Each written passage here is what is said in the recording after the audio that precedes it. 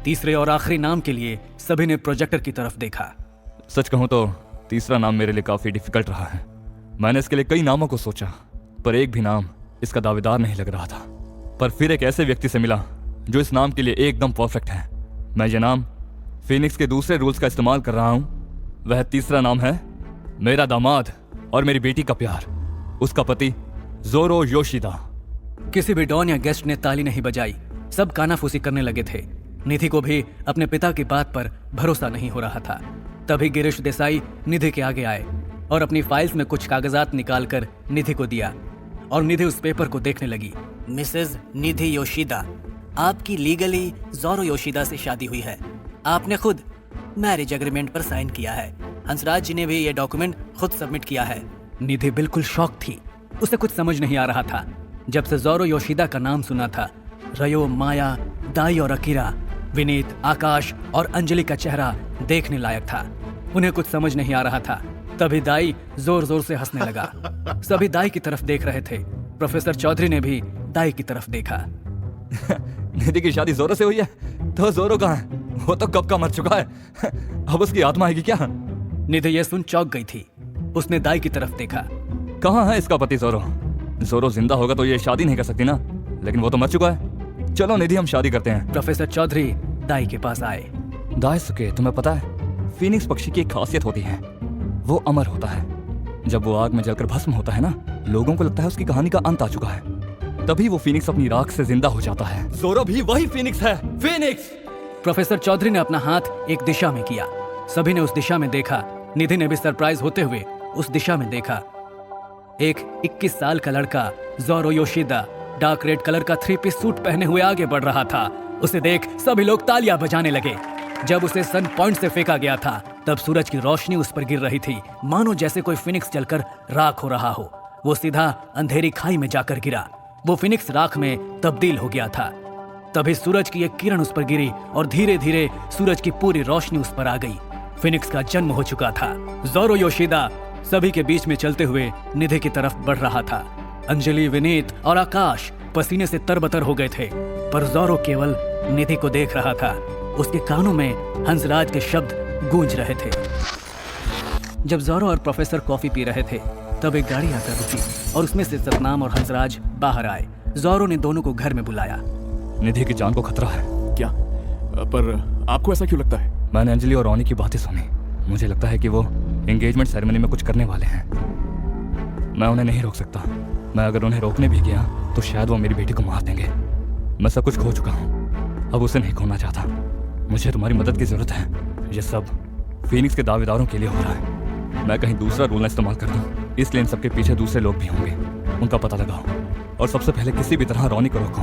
और अगर मुझे कुछ हो जाता है तो निधि का ख्याल रखने की जिम्मेदारी तुम्हारी रहेगी। जोरो ने सबसे पहले सगाई की पार्टी में अंजलि के आदमी को मारा और फिर रोनी को जान से मार दिया। वो अंजलि के बारे में सब कुछ जानता था, फिर भी वो उसके पास गया। मेंशन भी वो गिरीश देसाई से मिलने और मैरिज पेपर पर साइन करने गया था। साइन करने के बाद वो हंसराज से मिलने गया और वहां पर उसे हंसराज की बॉडी मिली। जोरो जानता था कि अंजलि उसे मार देने वाली है, फिर भी वो गया और उसने इन सब के पीछे कौन है इसका पता लगाया। जब वो खाई में गिरा तो उसे बचाने प्रोफेसर चौधरी पहुंचे। वो मर ही चुका था, उसकी हार्ट बीट जा चुकी थी।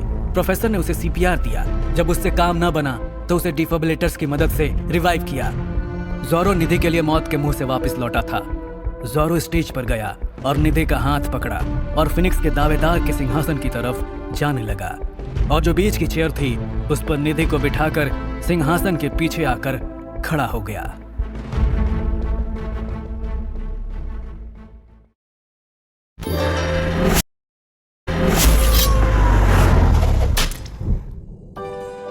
जोरो ने निधि को सिंहासन पर बिठाया और खुद उसके पीछे जाकर खड़ा हो गया। वहां खड़े सभी लोग तालियां बजा रहे थे। दाईसुके और रयो गुस्से से सेरेमनी से वापस चले गए। जोरो ने प्रोफेसर चौधरी की तरफ देखा। उसी समय जोरो की आंखों के सामने उस दिन का नजारा तैरने लगा जब हंसराज रायजादा और सतनाम उसके घर आए थे। उस दिन जोरो अपने घर के आंगन में चुपचाप बैठा हुआ था। तभी प्रोफेसर अपने हाथ में चाय के 2 कप लिए रूम से बाहर आए और उन्होंने 1 कप जोरो की तरफ बढ़ा दिया। जोरो ने कप ले लिया पर उसका चाय पीने का बिल्कुल भी मन नहीं था।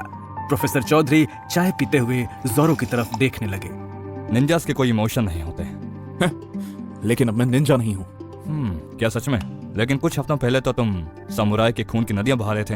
मैं बस निधि को प्रोटेक्ट कर रहा था। उस निधि में ऐसा क्या है जो तुम उसके लिए अपने उसूलों से भी समझौता करने को तैयार हो गए? वैसे दिखने में तो वो बस ठीक ठाक ही लगती है। शायद आपकी आंखें खराब हो गई हैं। क्या सच में? प्रोफेसर ने अपना नंबर वाला चश्मा अपनी आंखों से उतारा और उसे साफ करके वापस पहन लिया। नहीं जोरो, मेरे चश्मे का नंबर बिल्कुल ठीक है। ये सुनकर जोरो ने गुस्से में प्रोफेसर को देखा। ये देख प्रोफेसर चौधरी धीरे धीरे मुस्कुराने लगे। मेरा मानना है कि अगर किसी को कोई चीज पसंद आ जाए तो उसे उस चीज को पाने की कोशिश जरूर करनी चाहिए। और तुम एक निंजा हो और निंजास अपनी मनपसंद चीज को किसी भी तरह हासिल करना जानते हैं। निधि कोई चीज नहीं, मेरा प्यार है। अरे नाराज क्यों हो रहे हो? मैं तो बस तुम्हें समझा रहा था। इससे पहले कि जोरो आगे कुछ कह पाता तभी जोरो के घर के सामने एक मर्सिडीज कार आकर रुकी। जोरो और प्रोफेसर दोनों अपनी जगह उठकर खड़े हो गए। वे उस कार की तरफ देखने लगे। दोनों के मन में बस एक ही सवाल चल रहा था कि इस वक्त कौन आया होगा। तभी उस मर्सिडीज के आगे का डोर खुला और उसमें से एक सरदार जिसने ब्लैक सूट पहना था बाहर निकला। जोरो उसे देखते ही पहचान गया। वो कोई और नहीं सतनाम सिंह था। जोरो उसकी तरफ बढ़ा। उसी समय सतनाम ने पीछे का डोर खोला। कार में से हंसराज रायजादा बाहर आया।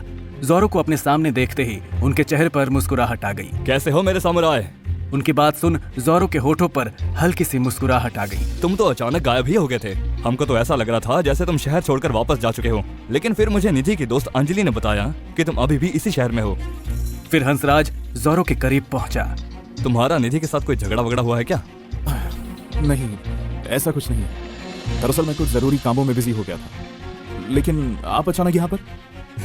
तुमसे मिलने का मन कर रहा था तो चला आया। अब घर के अंदर बुलाने का इरादा है या यहीं से विदा कर दोगे? जोरो को अपनी गलती का एहसास हुआ। सॉरी, आइए अंदर चलकर बात करते हैं। सभी लोग हॉल के सोफे पर बैठ चुके थे। हंसराज की नजरें प्रोफेसर चौधरी पर ही टिकी हुई थी। उसने अपने दिमाग पर जोर डाला लेकिन उसे कुछ भी याद नहीं आ रहा था। प्रोफेसर चौधरी हंसराज को अपनी तरफ घूरता हुआ देखकर चिढ़ रहा था। आप मुझसे कुछ कहना चाहते हो क्या?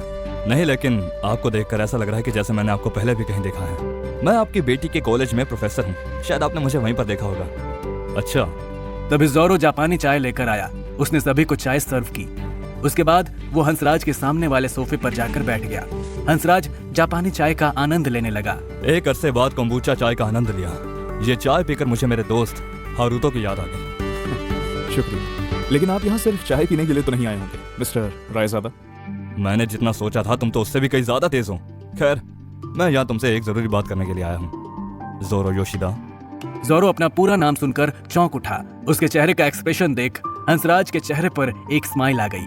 हाँ, हम तुम्हारे बारे में सब कुछ जानते हैं, निंजा कमांडर जोरो योशिदा। मुझे तुम्हारे अतीत से कोई मतलब नहीं है। मैं तो यहाँ अपनी बेटी निधि के लिए आया हूँ। निधि की बात सुनकर जोरो के कान खड़े हो गए। क्या हुआ निधि को? वो ठीक तो है ना? रिलैक्स, उसे कुछ नहीं हुआ है।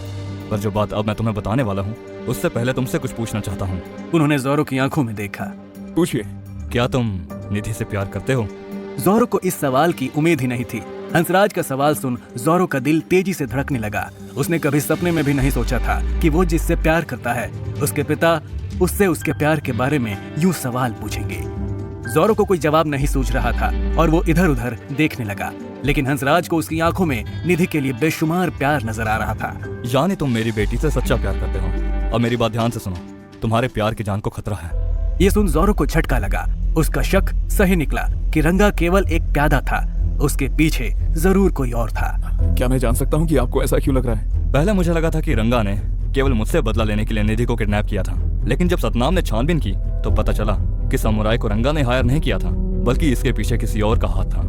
और मैं अच्छी तरह से जानता हूँ कि ये सब क्यों हो रहा है। दरअसल फीनिक्स की दावेदारी के लिए वो मेरी बेटी को टारगेट बना रहे हैं। फीनिक्स की दावेदारी? मैं कुछ समझा नहीं। आज से 30 साल पहले मैंने और मेरे दोस्त ने मिलकर क्राइम वर्ल्ड को कॉर्पोरेट बिजनेस बनाने का प्लान बनाया था और हम इसमें कामयाब भी रहे। हमने सारे अंडरवर्ल्ड को एक सिंडिकेट का रूप दिया और सिंडिकेट के बॉस को ही हमने फीनिक्स का रूप दिया। एक फीनिक्स केवल 55 साल तक ही अपनी पोस्ट पर रह सकता है। उसके बाद उसे अपने बेटे को फीनिक्स का पद सौंपना होता है। पर जब फीनिक्स का कोई बेटा ना हो तब उसे अंडरवर्ल्ड के ही 3 लोगों को अगले फीनिक्स के लिए चुनना होता है और अगले 90 दिन में तीनों डॉन को अपने आप को सबसे बेहतर साबित करना होता है। मेरे भी अब 55 साल खत्म हो चुके हैं और मेरा लड़का इस दुनिया में नहीं रहता, तो मुझे भी 3 फीनिक्स के लिए 3 दावेदारों के नाम देने होंगे। प्रोफेसर चौधरी ने कुछ सोचते हुए हंसराज को देखा। पर दावेदार तो कोई लड़का ही हो सकता है, तो फिर निधि को क्यों टारगेट किया जा रहा है? ये फिनिक्स के दूसरे नियम की वजह से हो रहा है। मैंने और मेरे दोस्त ने यह नियम बनाया था कि अगर फिनिक्स का कोई लड़का नहीं हुआ तब उसकी लड़की का पति फिनिक्स का दावेदार बन सकता है। और अंडरवर्ल्ड को लगता है कि मैं इस बार दूसरे नियम का इस्तेमाल करूंगा, इसलिए वो सभी लोग मेरी बेटी को टारगेट कर रहे हैं। अगर निधि को कुछ हो गया तो फिनिक्स की दावेदारी अंडरवर्ल्ड के हाथों में पहुंच जाएगी। अब ज़ोरो को सब कुछ समझ आने लगा था, लेकिन अभी भी उसे ये समझ नहीं आ रहा था कि हंसराज उससे क्या मदद चाहता है। बताइए, मैं इसमें आपकी क्या मदद कर सकता हूँ? क्या मुझे ये पता लगाना है कि इन सब के पीछे कौन है? हाँ, मैं ये चाहता हूँ कि तुम इस बात का पता लगाओ, और साथ ही साथ ये भी चाहता हूँ कि तुम निधि से शादी करके अगले फिनिक्स बनो, ताकि मेरी बेटी पर कभी कोई आंच ना आए। ये सुन ज़ोरो अपनी जगह से उठकर खड़ा हो गया। उसके चेहरे पर हैरानी के भाव थे। वो हॉल में इधर उधर टहलने लगा। नहीं, ये नहीं हो सकता। मैं निधि से शादी नहीं कर सकता। क्यों? क्या तुम निधि से प्यार नहीं करते? मैं उससे सच्चा प्यार करता हूँ सर, लेकिन निधि रोनी से प्यार करती। मैं उसके साथ कोई जबरदस्ती नहीं करना चाहता। अगर मैं ये कहूँ कि रोनी भी निधि को मारना चाहता है तो? ये सुन ज़ोरो एकदम से शॉक्ड हो गया। उसने मुड़कर हंसराज की तरफ देखा। ज़ोरो के चेहरे पर एक सवाल था। हाँ, रोनी भी निधि को मारना चाहता है। मैंने उसकी और अंजलि की बातें सुनी थी। वो दोनों मिलकर सगाई वाले दिन निधि को मारने वाले हैं। हंसराज ने एक और विस्फोट किया। अंजलि का नाम सुनकर ज़ोरो और भी ज्यादा हैरान रह गया। उसे अपने कानों पर विश्वास ही नहीं हो रहा था। आप इतना यकीन के साथ कैसे कह सकते हैं कि अंजलि और रोनी निधि को जान से मारने वाले हैं? क्योंकि मैंने उनकी बातें सुनी थी। जब रोनी मेरी देखभाल कर रहा था तब एक दिन उसे फोन आया। उसे लगा कि मैं गहरी नींद में सो रहा हूँ, तो वो वहीं पर अंजलि से फोन पर बात करने लगा। उन्होंने निधि को सगाई में मारने का प्लान बनाया है। शायद उससे भी यहाँ किसी माफिया ने ही प्लांट किया है। ज़ोरो को अब सब कुछ समझ में आने लगा था कि उस दिन जीरो ग्रेविटी क्लब में निधि पार्किंग में क्यों खड़ी थी। उसे विश्वास नहीं हो रहा था कि निधि जिन लोगों पर सबसे ज्यादा भरोसा करती है वही उसके जान के दुश्मन बने हुए हैं। उसे निधि के लिए बुरा लग रहा था। वही प्रोफेसर चौधरी ने हंसराज की तरफ देखा। तो आप अंजलि और रोनी की मदद से आसानी से उस आदमी तक पहुंच सकते हैं जो इन सबके पीछे है, तो फिर ज़ोरो को फिनिक्स बनाने की जरूरत ही क्या है? प्रोफेसर चौधरी नहीं चाहते थे कि ज़ोरो फिर से गुनाहों की दुनिया में कदम रखे, इसलिए वो कोई ना कोई बहाना निकाल रहे थे।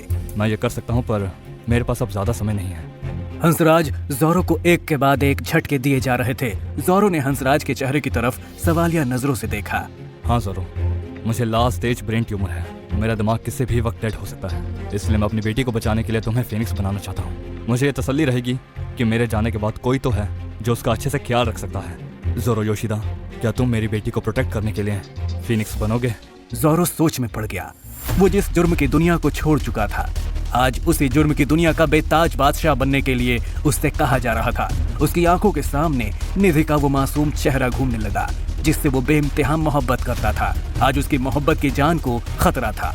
वो मुड़ा और उसने हंसराज की तरफ यानी जुर्म की दुनिया की तरफ अपने कदम बढ़ा दिए। वो हंसराज के करीब आया और उनके हाथों में अपना हाथ रख दिया। मैं फिनिक्स बनने के लिए तैयार हूँ, लेकिन सिर्फ और सिर्फ निधि के लिए। शुक्रिया। अब मैं तुम्हारे ब्लैक हॉर्स के बारे में बात करना शुरू करता हूँ। Black horse?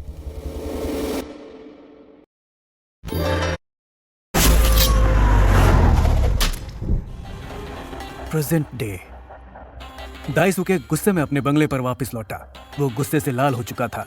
ज़ोरो ने उसकी जीती हुई बाजी पलट दी थी। रयो और अकीरा भी उसके पीछे पीछे आए। दाई अपना गुस्सा बंगले की चीजों पर उतार रहा था और वो हर एक चीज को तोड़े जा रहा था। उसने एक बड़े समुराई के पुतले पर एक मुक्का दे मारा। मुक्का लगते ही पुतला टूटकर बिखर गया। दाइसुके के हाथ से खून बहने लगा था, पर उसे इसकी कोई परवाह नहीं थी। तभी उसने विनय, आकाश और अंजलि को हॉल में आते हुए देखा। उन्हें देखते ही दाइसुके उनकी तरफ आगे बढ़ा और उसने आकाश की गर्दन पकड़ ली और एक झटके में उसे सामने की दीवार पर पटक दिया। उसने उसकी गर्दन अभी भी नहीं छोड़ी। विनय और अंजलि उसे दाई से छुड़ाने की कोशिश करने लगे। मिस्टर दाइसुके, प्लीज आकाश को छोड़ दीजिए। दाई, ये क्या कर रहे हो? छोड़ो इसे। वहीं अकीरा और रयो आकाश को छुड़ाने की बजाय बंगले में ही बनी वाइन बार में ड्रिंक्स बनाने लगे। समुराई और निंजा एक होकर भी एक नहीं थे। उन्हें दाइसुके के फिनिक्स ना बनने का कोई दुख नहीं था। उन्हें बस ज़ोरो चाहिए था और वो अब उन्हें मिल चुका था। वहीं दाई अभी भी आकाश का गला नहीं छोड़ रहा था। तुमने कहा था कि ज़ोरो को तुमने ठिकाने लगा दिया है, तो वो जिंदा कैसे बच गया? हमने उसे पहाड़ी से नीचे फेंक दिया, लेकिन वो कैसे बच गया ये हमें खुद समझ में नहीं आ रहा। दाई ने आकाश का गला छोड़ दिया। आकाश वही खांसते खांसते नीचे बैठ गया।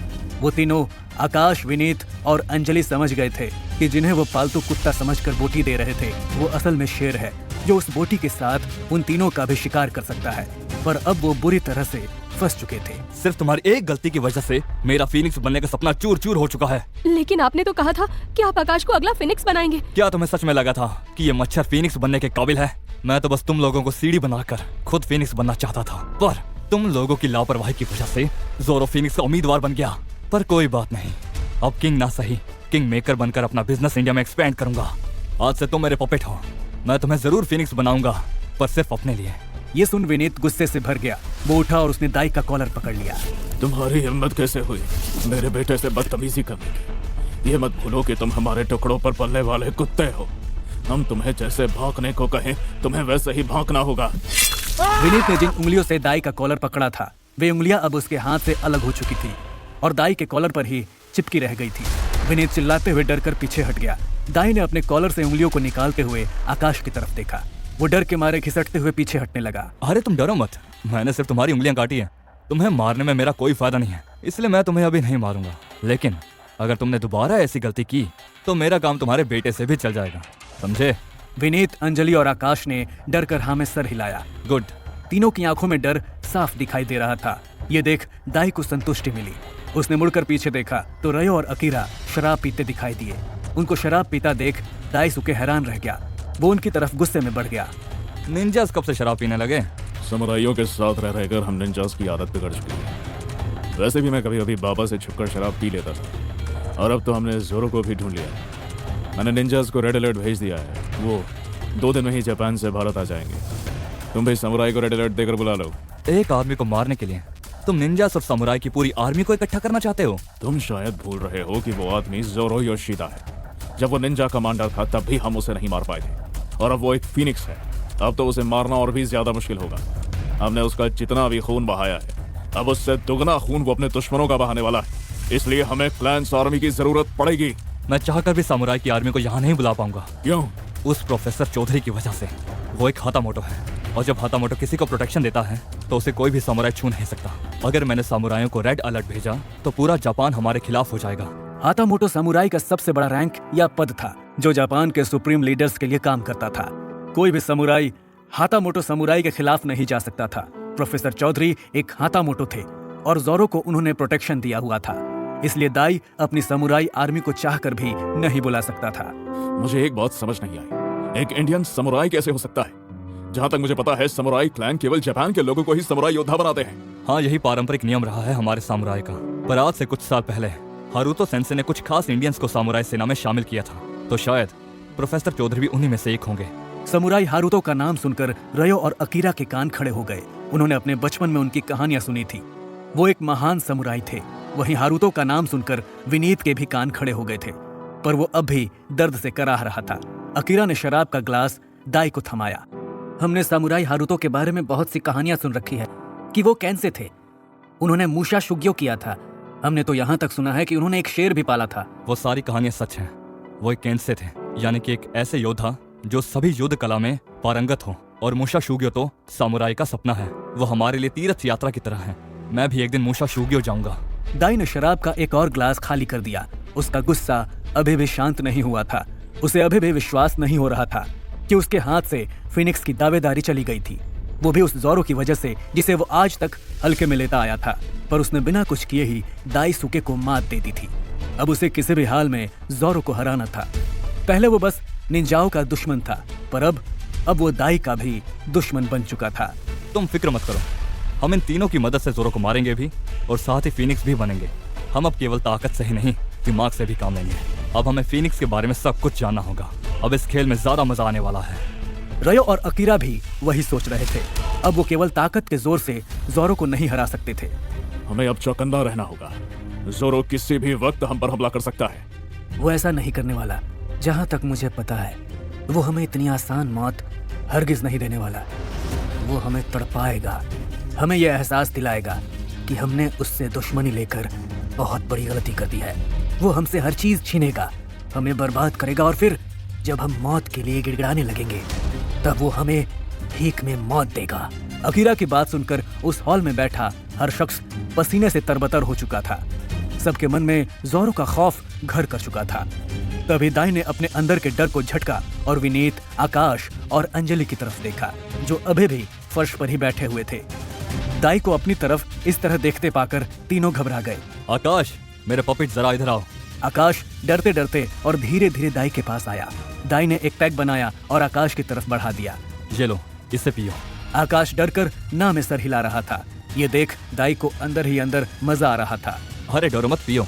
वैसे तुम तो सोने के अंडे देने वाली मुर्गी हो, तुम्हें थोड़ी ही मारूंगा, पर इतना जरूर याद रखना कि जब तक तुम मेरी बात मानते रहोगे तब तक तुम्हारी सांसें चलती रहेंगी। जिस दिन तुमने बगावत करने की सोची या ज्यादा होशियारी की तो मैं तुम्हें उसी वक्त जहन्नुम में भेज दूंगा।